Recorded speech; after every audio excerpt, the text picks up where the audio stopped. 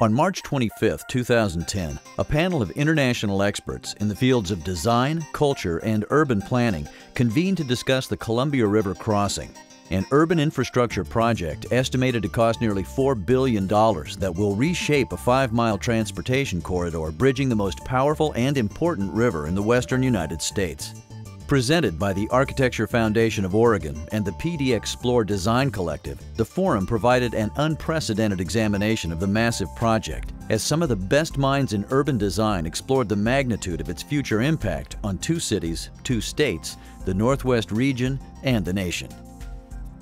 The panelists included Pulitzer Prize-winning architecture critic for the Boston Globe and advisor to the Mayor's Institute on City Design, Robert Campbell. Internationally renowned public installation artist and member of the Columbia River Crossing Urban Design Advisory Group, Ed Carpenter. Architect, educator, mayor, director of design for the National Endowment for the Arts, and recipient of the Edmund Bacon Prize for Excellence in Urban Development, Maurice Cox.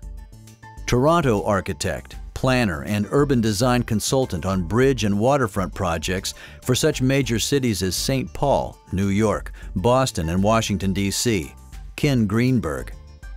And the distinguished historian, Stanford University professor, and author of The Organic Machine, The Remaking of the Columbia River, Richard White. Prior to the event, the panelists reviewed plans, designs, and documents and toured the region at ground zero. But as internationally recognized leaders in their fields, they were already deeply familiar with the Northwest's reputation for excellence in urban planning and design.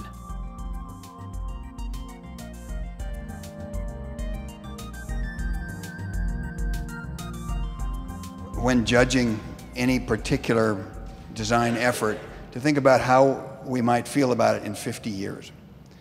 And I think that if we look at the work that has been done so far, leaving aside the question of whether it functions, the question that I want to ask is, how would I or my children or grandchildren feel about this 50 years from now? Would they feel great pride that their parents and grandparents built this project? I hope you all realize how famous you are in other parts of the country as the leading urban design city in the United States, the one that has the growth boundary, the one that has the light rail. This is where people go to see the most progressive thoughts in contemporary planning and transportation in the country. I've brought delegations of elected leaders here so that we could go back and learn from this. This is the place where incredible things happen, where incredible innovation happens. And then I opened the binder and I started looking through this project, and I could not help but ask, how did this happen? How did this happen in one of the most progressive regions of our country? All over the world, we're trying to figure out how to make our cities operate on a more sustainable basis with a different kind of environmental footprint, and how we move around our cities is absolutely front and center. And so to have essentially a mid-20th century solution as we enter the second decade of the 21st century, especially in this community, is really surprising. If this were to go ahead, you would be placing all your bets on a descending paradigm and ignoring the ascending paradigm. I lived in Europe for many years in Florence, and we would cross a bridge that was designed by Michelangelo.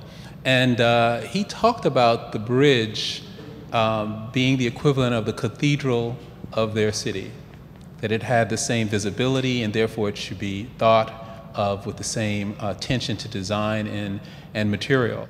Bridges are projects that this generation gives to future generations. There's a cultural heritage that gets passed on. Have the right questions been asked? Are the questions broad enough? Are you really going to get the benefit out of this huge investment that you should? What struck me is a real constriction of vision. I saw a very, very big bridge, probably the biggest bridge I can imagine ever seeing as long as I live. I mean, you really have to grasp just quite how big this is, but it's not just its size, it's what it's saying about cities as we move into the future. I saw an engineering project that was trying through purely engineering means to solve an enormous range of problems on a very narrow slot of land. How are you going to get onto the island? How are you going to cross the river? How are you going to get boats under the bridge? And most complicated of all, how are you going to get on and off the goddamn thing in all these difficult situations?